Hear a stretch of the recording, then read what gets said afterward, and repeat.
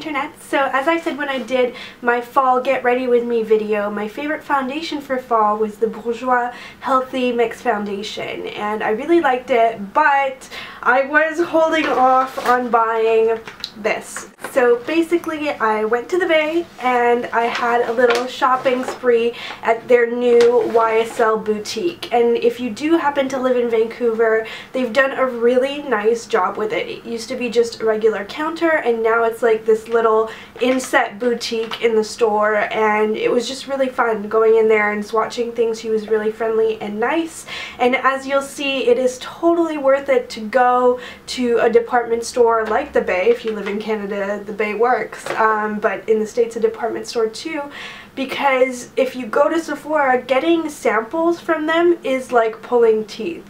But if you go and you give your business to a friendly counter, they have a large supply of samples that they can give you. So I will show you the goodies that I got, as well as a couple of other things I picked up other than the purpose of this trip, which was the Youth Liberator Sérum de Teint Serum Foundation. Both languages.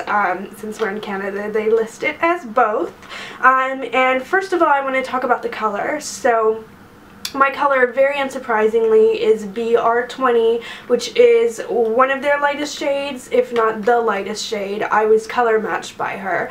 She applied it on my forehead, tried a couple of different colors, and then we compared them. So I definitely felt like I got really good service. And the reason it says BR as opposed to B or BD is because this is a pink undertone foundation. If you have yellow undertones in your skin, then you should go for a BD, because that stands for beige doré, which means like golden beige. So you've got the yellow undertone, or if you consider yourself to have more of a neutral skin tone, or you prefer a neutral foundation, then you should just get one of the B tones. But my skin is definitely on the pinker side, and I don't mind a little rosiness as long as it's really subtle and it makes my skin look healthy as opposed to looking pink. And for sure this was the closest color match. So you can see the bottle is really cool. It's very nice packaging. I think they did a wonderful job, other than their classic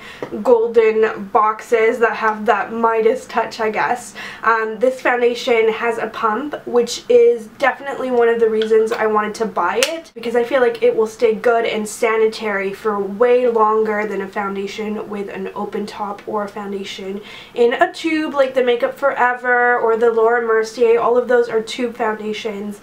Pump foundations are really rare. What first got me interested in this foundation is the idea of skincare in a foundation. I'm 24, I obviously don't really have aging skin, but taking really good care of my skin is always a priority with me, and one of the things that she told me that I was interested in is that a foundation like this that has skincare that renews your skin is really good for people with acne prone skin. And even though I'm not currently suffering from any breakouts, I definitely still associate that with myself, because I had breakouts for a really long time, even into my 20s.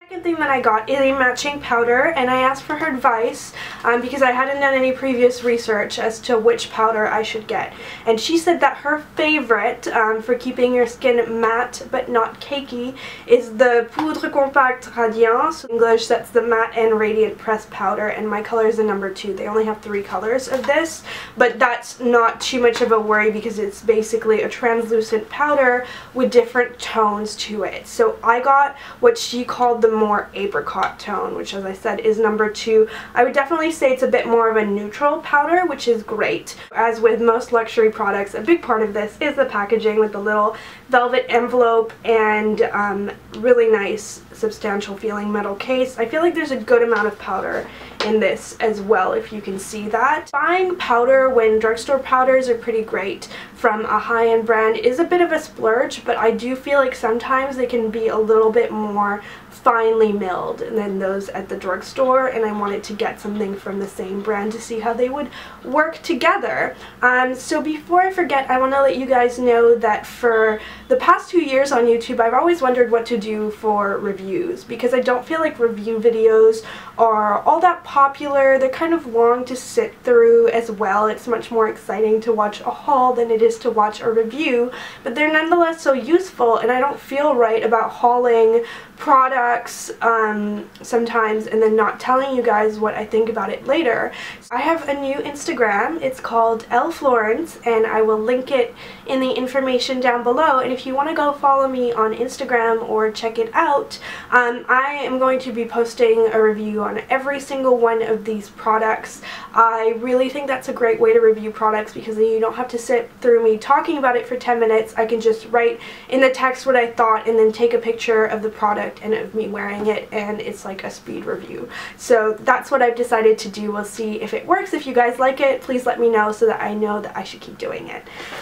So those are the first two things that I got. And the last thing that I paid for other than the freebies is a lip stain. This is in the number 16, or Pourpre Preview. I have heard so much about these Rouge Pur lip stains.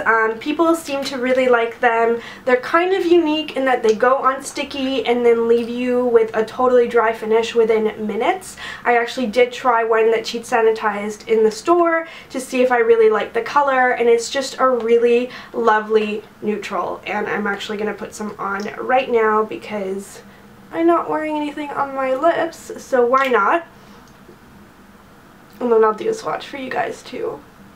And you can see it's just a really pretty, like, neutral mauve stain, and I literally have no mirror. I am just vaguely looking at myself in the viewfinder. This is totally impromptu, but I am excited about this. It's very different from anything that I have. I have a lot of lip stains, but this doesn't really behave quite like one, although it is supposed to have the wear of one, and I can confirm that in that this morning in the shower I had to scrub my hand because I had all these swatches from yesterday night when I went to the store after work. It was on the later side, and I didn't bother to wash it off, and then I really had to scrub to get it off. So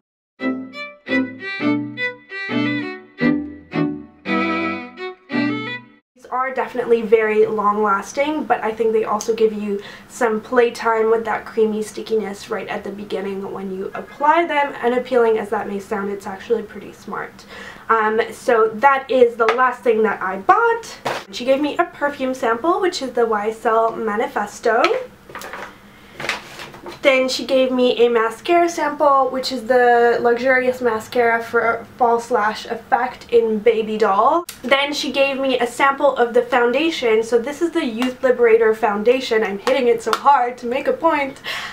This is the serum that is in the foundation. So if I like the foundation, I'll probably like the serum, and vice versa. It's supposed to be 20 years of research, or so she told me, which doesn't mean that it'll be good, but it does mean that it's interesting. And she gave me this cute little lipstick sampler. So these are the Rouge Volupté Shine lipsticks. So these are definitely supposed to be on the shinier, more sheer side. Included in here is the number 6, the number 12, and the number 13. There's really just enough for one application, and then the packaging will start to get really messy. But I'm honestly scared to try this because I feel like if I love one of them, I'm totally gonna go back and get one, because I've never had one of these classic lipsticks from them, and I'm prone to like such things. And finally, I thought this was such a nice gift because it is not a sample. This is something that will last forever, and it is a little compact mirror, and you can see it's in a patent leather case, and it says YSL on the front. I think this definitely does not look like a freebie. It looks like something you would buy, and you can see it's got this lovely little back to it, and then on the front is just a normal mirror.